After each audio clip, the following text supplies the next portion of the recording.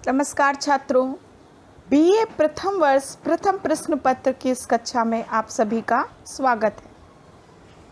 आज हम अध्ययन करेंगे प्रथम प्रश्न पत्र प्राचीन एवं मध्यकालीन काव्य के अंतर्गत एक बहुत ही महत्वपूर्ण शीर्षक कृष्ण भक्ति काव्य धारा का। जैसा कि हम सभी जानते हैं कि सगुण भक्ति काव्य धारा में कृष्ण भक्ति शाखा एक अत्यंत महत्वपूर्ण स्थान रखती है। कृष्ण भक्ति की भावधारा न केवल भारत अपितु संपूर्ण विश्व में प्रवाहित होती रही है।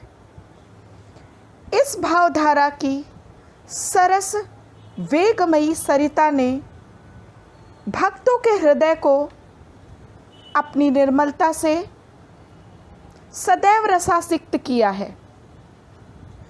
कृष्ण भक्ति काव्य धारा हिंदी साहित्य की एक अमूल्य धरोहर है। आज हम इसी कृष्ण भक्ति काव्य धारा के प्रमुख बिंदुओं को जानेंगे तथा कृष्ण भक्ति के प्रारंभिक रूप, कृष्ण भक्ति के प्रमुख ग्रंथों तथा भक्त कवियों के विषय में जानकारी करेंगे। कृष्ण भक्ति काव्य धारा का आधार ग्रंथ श्रीमद् भागवत पुराण और महाभारत माने जा सकते हैं। यदि हम इसके प्राचीनतम रूप को देखें तो संस्कृत साहित्य में सर्वप्रथम अश्वघोष के बुद्ध चरित्र में कृष्ण लीला का उल्लेख है। राधा कृष्ण की प्रेम लीलाओं का चित्रण प्राकृत भाषा में हाल कवि द्वारा रचित गाहा सप्तसई अर्थात गाथा सप्तसती में भी किया गया है। इसी ग्रंथ से आधार ग्रहण करते हुए संस्कृत कवि जयदेव, जिनकी की गीत गोविंद रचना कृष्ण भक्ति का महत्वपूर्ण ग्रंथ है, तथा मैथिल कोकिल विद्यापति ने अपनी भक्ति का सूत्र ग्रहण किया। यदि राधा का उल्लेख हम देखें तो भागवत पुराण में रंच मात्र नहीं है, अपितु उनके व्यक्तित्व का विशद निरूपण सर्वप्रथम ब्रह्मवैवर्त पुराण में किया गया है। संस्कृत कवि जयदेव ने मधुर संगीतात्मक पदावली में गीत गोविंद नामक ग्रंथ में राधा कृष्ण की प्रेम लीलाओं को मानकर कृष्ण काव्य को एक नई दिशा प्रदान की थी और इसी नई दिशा को ग्रहण करते हुए सर्वप्रथम मैथिल कोकिल विद्यापति ने राधा कृष्ण की लीलाओं को संगीतात्मक रूप में प्रस्तुत किया।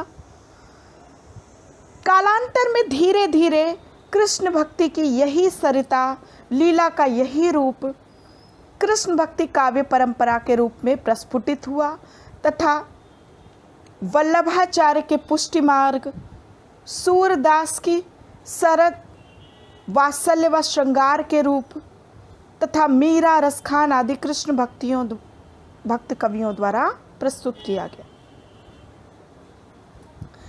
हिंदी काव्य में जैसा कि मैं बता रही हूँ आपको कि कृष्ण काव्य के प्रवर्तन का श्रेय मैथिल कोकिल विद्यापति को जाता है, जिन्होंने गीत गोविंदकार जयदेव का अनुसरण करते हुए सरस व मधुर शब्दावली में विद्यापति पदावली की रचना मैथिली में की, जिसमें राधा कृष्ण की प्रेम लीलाओं के मादक चित्र अंकित किए गए थे। विद्यापति के उपरांत यदि हम देखें तो इस काव्य धारा को दृढ़तर आयामों पर स्थापित करने का पूरा श्रेय अष्टछाप के कवियों को है। इन कवियों में सर्वप्रमुख हैं सूरदास, जिन्होंने भागवत पुराण का आधार ग्रहण कर कृष्ण की बाल लीलाओं एवं प्रेम क्रीड़ाओं का चित्रण करते हुए सूर सागर, साहित्य लहरी एवं सूर सारावली की रचना की। कहा जाता है कि सूरदास जी ने 1.25 लाख पदों की रचना की थी, किंतु अब उनमें से केवल 4-5 हजार पद ही प्राप्त होते हैं। सूरदास के अतिरिक्त अष्टछाप के अन्य कवि भी थे, जिनमें कुंभन दास, परमानंद दास, कृष्णदास, छीत स्वामी, गोविंद स्वामी, चतुर्भुज दास तथा नंददास आदि सम्मिलित थे। सूरदास के साथ यदि हम देखें तो अष्टछाप के सभी कवियों में नंददास भी महत्वपूर्ण पद के अधिकारी हैं, क्योंकि इनकी भाषा की कलात्मकता संपूर्ण कृष्ण भक्ति काव्य धारा को एक नए रूप में सुसज्जित करती है। अब यदि हम देखें कि अष्टछाप क्या है, तो अष्टछाप कृष्ण भक्ति धारा में प्रमुख भक्त शुद्धाद्वैतवाद के प्रवर्तक आचार्य वल्लभाचार्य के पुत्र विट्ठलनाथ द्वारा प्रारंभ किया गया एक संप्रदाय है, जिसमें 4 शिष्य वल्लभाचार्य जी के थे तथा शेष 4 शिष्य विट्ठलनाथ जी के थे। इन 8 कवियों द्वारा अष्टछाप या अष्टसखा संप्रदाय की रचना हुई। अष्टछाप की रचना 1565 में की गई तथा अष्टछाप की रचना का उद्देश्य श्रीनाथ मंदिर में 8 प्रहर की सेवा, भजन तथा कीर्तन के लिए भक्तों की नियुक्ति करना था। ये 8 कवि अष्टयाम सेवा विधि में लगे रहते थे, निमग्न थे। और ये अष्टयाम की सेवा विधि इस प्रकार है, जिसमें पहला मंगलाचरण, दूसरा श्रृंगार, तीसरा ग्वाल, चौथा राजयोग, 5वां उत्थापन, 6ठा भोग, 7वां संध्या आरती तथा 8वां शयन। तो इस अष्टयाम सेवा विधि द्वारा ये अष्टछाप के भक्त कवि श्रीनाथ प्रभु की सेवा किया करते थे। अष्टछाप की स्थापना जैसा बताया सन 1565 ईस्वी में विट्ठलनाथ के द्वारा की गई तथा कृष्ण भक्त कवियों की चर्चा जो कि अष्टछाप के कवियों के अतिरिक्त की गई है, वे हैं गोकुलनाथ, जिनका कि 84 वैष्णवन की वार्ता नामक ग्रंथ कृष्ण भक्ति के कवियों का, कृष्ण भक्तों का परिचय देता है, तथा गोकुलनाथ के द्वारा ही 252 वैष्णवन की वार्ता नामक ग्रंथ भी कृष्ण भक्ति का परिचय देता है। इसके अतिरिक्त नाभादास द्वारा रचित भक्तमाल श्री कृष्ण भक्ति के कवियों की प्रमाणिक रूपरेखा, जीवन वृत्त आदि की प्रस्तुति करता है। तो इस तरह हम देखते हैं कि अष्टछाप के कवि तथा अष्टछाप श्री कृष्ण भक्ति की काव्य धारा के संबंध में एक अत्यंत महत्वपूर्ण व विशिष्ट स्थान रखता है। अब इन 8 कवियों में यदि हम देखें तो पहले कवि कौन थे? पहले कवि थे कुंभन दास तथा अंतिम कवि थे चतुर्भुज दास, जो कि कुंभन दास के ही पुत्र थे। अष्टछाप के कवियों के अतिरिक्त यदि हम देखें तो राधा वल्लभ जी संप्रदाय के प्रवर्तक गोस्वामी हित हरिवंश, गौड़ीय या चैतन्य संप्रदाय के गदाधर भट्ट तथा हरिदासी संप्रदाय के प्रवर्तक स्वामी हरिदास ने भी कृष्ण भक्ति काव्य की रचना की है। जैसा कि हम सभी जानते हैं कि स्वामी हरिदास प्रसिद्ध संगीतज्ञ थे, अतः इनकी कविता में काव्य और संगीत का अद्भुत मिश्रण प्राप्त होता है। जैसा कि हम सभी जानते हैं कि स्वामी हरिदास जी ही अकबर के नौरत्न तानसेन के संगीत गुरु थे तथा स्वामी हरिदास जी को ही मथुरा के प्रसिद्ध बांके बिहारी मंदिर में जो विग्रह है, जो श्री विग्रह है, उसको अवतरित करने का श्रेय जाता है। अब हम जानते हैं पुष्टि मार्ग के विषय में। पुष्टि मार्ग कृष्ण भक्ति में बहुत ही महत्वपूर्ण स्थान रखती है। पुष्टि मार्ग की धारणा, पुष्टि मार्ग वल्लभ संप्रदाय के प्रवर्तक आचार्य वल्लभाचार्य का दार्शनिक मत शुद्धाद्वैतवाद है तथा इनके मत को, इनके मार्ग को पुष्टि मार्ग कहा जाता है। पुष्टि का अर्थ होता है पोषण, और पोषण का अर्थ है भगवत कृपा या अनुग्रह। इस प्रकार भगवान के अनुग्रह या कृपा को ही पुष्टि कहा जाता है। कि जैसे बिल्ली या बंदर का बच्चा स्वयं को अपनी माँ के ऊपर छोड़ देता है, उसी प्रकार जो भक्त अपने आप को भगवान के आश्रय में सर्वथा छोड़ दे, वही सच्चा भक्त है।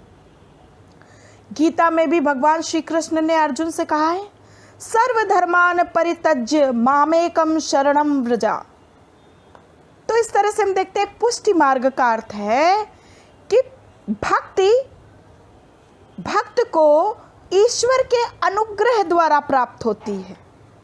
जब ईश्वर का अनुग्रह भक्त पर होता है, तब उसकी भक्ति को पोषण मिलता है, अर्थात वह भक्ति कार्य में, भक्ति में पूर्णता निमज्जित हो पाता है। भक्ति के यद्यपि 3 मार्ग माने गए हैं, मर्यादा मार्ग, प्रवाह मार्ग तथा पुष्टि मार्ग, तथापि वल्लभाचार्य जी का मत पुष्टि मार्ग पर ही सर्वदा अधिक था। पुष्टि मार्ग के पथिक किसी लौकिक साधन का आश्रय नहीं लेते, भगवान के अनुग्रह पर ही विशेष बल देने वाला यह मार्ग ही भक्ति का श्रेष्ठ मार्ग सिद्ध होता है। वल्लभाचार्य ने अपने भक्तों के भी 4 भेद बताए हैं, प्रवाह पुष्टि भक्त, मर्यादा पुष्ट भक्त, पुष्टि पुष्ट भक्त तथा शुद्ध पुष्टि भक्त। इस तरह हम देखते हैं कि पुष्टि मार्ग भक्ति एक रागानुरागा भक्ति है, जिससे त्वरित मुक्ति प्राप्त होती है तथा ईश्वर की कृपा से भक्त के प्रारब्ध और संचित कर्मों का शमन हो जाता है। इस तरह से पुष्टि मार्ग कृष्ण भक्ति शाखा का एक महत्वपूर्ण मत बनकर सामने उभरता है। अब हम देखते हैं प्रमुख कृष्ण भक्त कवि एवं उनकी कृतियों के विषय में। तो कृष्ण भक्त कवियों में सबसे महत्वपूर्ण स्थान की यदि हम बात करें तो उस पर अधिष्ठित है अंधे कवि सूरदास, कि जो कि जन्मांध थे, परंतु उन्होंने श्री कृष्ण के श्रृंगार और वात्सल्य से संबंधित इतने सुंदर, इतने सत्य पदों की रचना की है कि जिसको पढ़कर बरबस ही हमें शंका हो जाती है कि वे जन्मांध थे भी या नहीं। जिस तरह वे छोटी छोटी बाल सुलभ चेष्टाओं की व्याख्या करते हैं कि चंद्र खिलौने की मांग करना, चोटी न बढ़ने पर दूध न पीने की जिद करना तथा अपनी माता से छुप करके माखन खाना, छोटी छोटी घुटनों के बल चलना, तो ये सब क्रियाओं और क्रीड़ाओं का वर्णन करते समय हमें ये आभासी नहीं होता कि वे जन्मांध थे तथा उन्होंने अपने नेत्रों से किसी भी बालक को इस तरह से विकसित होते, क्रीड़ाएं करते नहीं देखा। तो इसीलिए इनको वात्सल्य रस का एक छत्र सम्राट भी कहा जाता है। सूरदास के शब्द चित्रण का एक उदाहरण देखिए।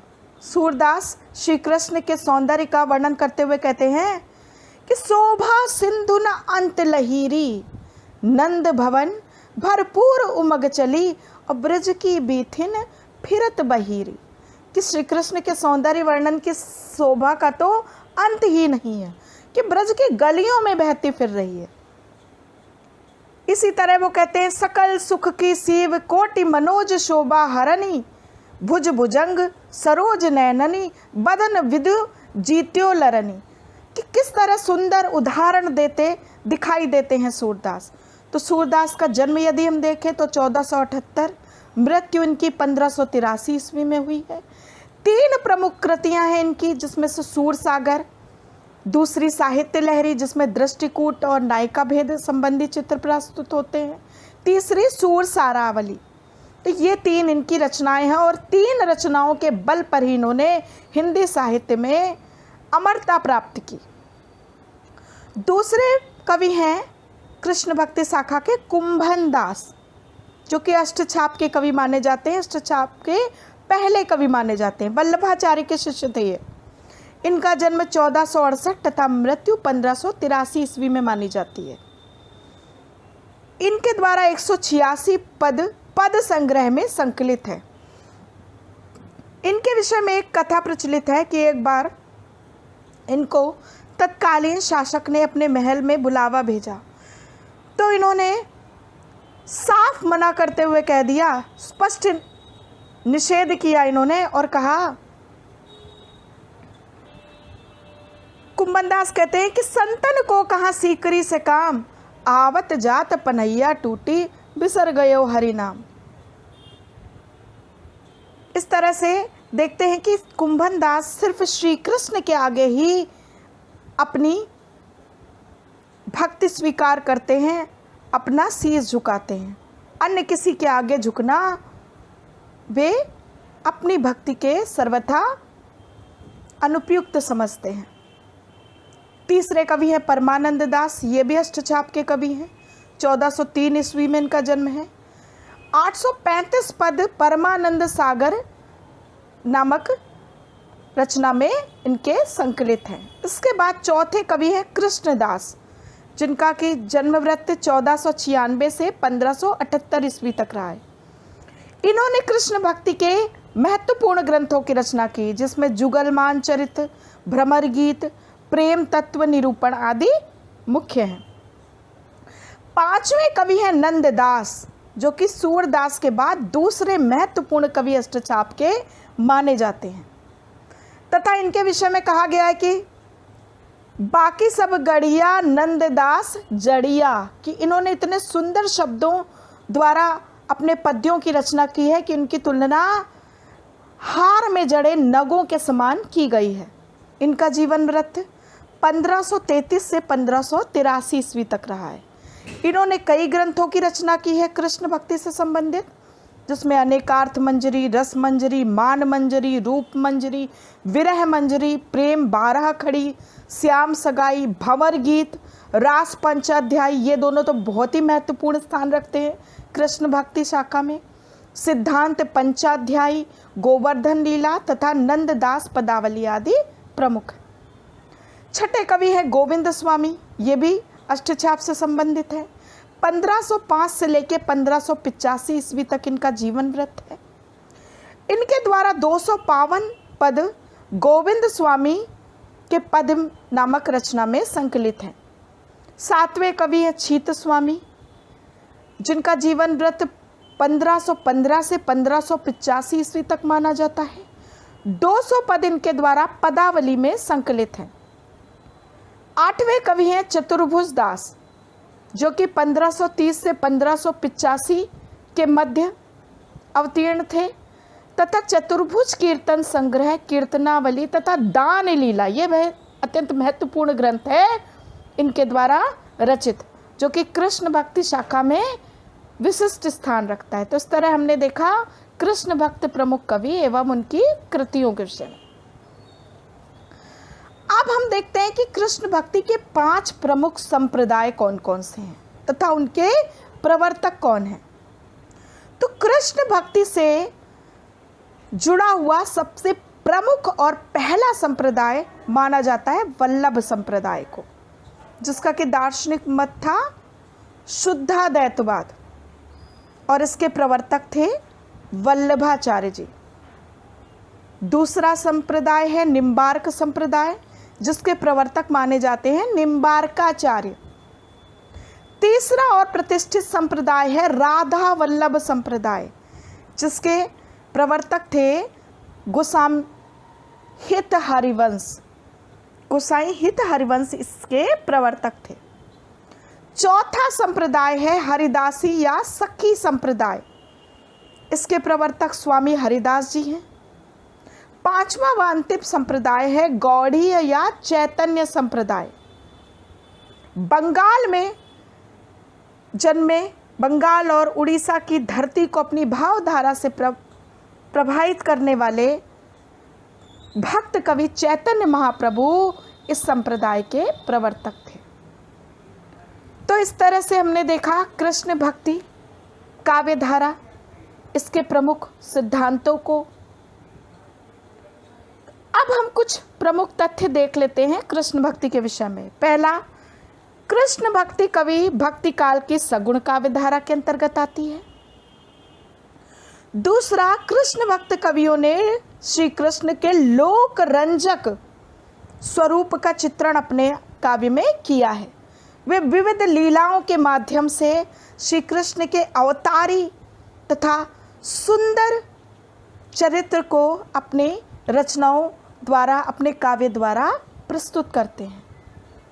श्री कृष्ण के रूप और सौंदर्य की यह माधुरी इतनी विस्तीर्ण हो गई कि न केवल हिंदी साहित्य अपितु विश्व साहित्य में यह अपना विशिष्ट स्थान प्रमाणित कर चुकी है।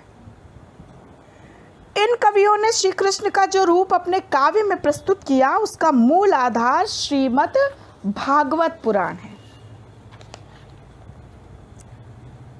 हिंदी में कृष्ण काव्य के प्रवर्तन का श्रेय मैथिल कोकिल विद्यापति को जाता है। अष्टछाप की स्थापना 1565 ईस्वी में विठलनाथ द्वारा की गई, जो कि वल्लभाचार्य जी के पुत्र थे। अष्टछाप में सूरदास के अतिरिक्त सबसे प्रतिभाशाली कवि जिन्हें माना जाता है वे थे नंददास, जिन्होंने 28 ग्रंथों की रचना की थी, तथा सर्वाधिक ज्ञानवान भी इन्हें माना जाता था। पुष्टि मार्ग का संबंध कृष्ण भक्ति काव्य से, जिसमें भगवान के पोषण या अनुग्रह को मान्यता दी जाती है। पुष्टि मार्ग के प्रवर्तक वल्लभाचार्य जी थे, जो परमात्मा के पोषण या अनुग्रह पर विशेष बल देते थे।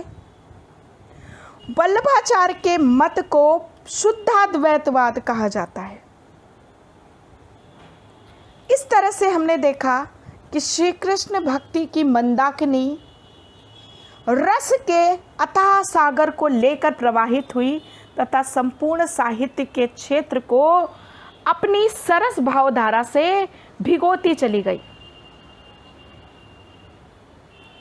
अतः कृष्ण भक्त कवि तथा कृष्ण भक्ति की काव्य धारा हिंदी साहित्य में अपनी विशिष्ट छाप छोड़ती दिखाई देती है तथा युगों युगों तक इसका शंखनाद हिंदी साहित्य में गूंजता रहेगा। धन्यवाद।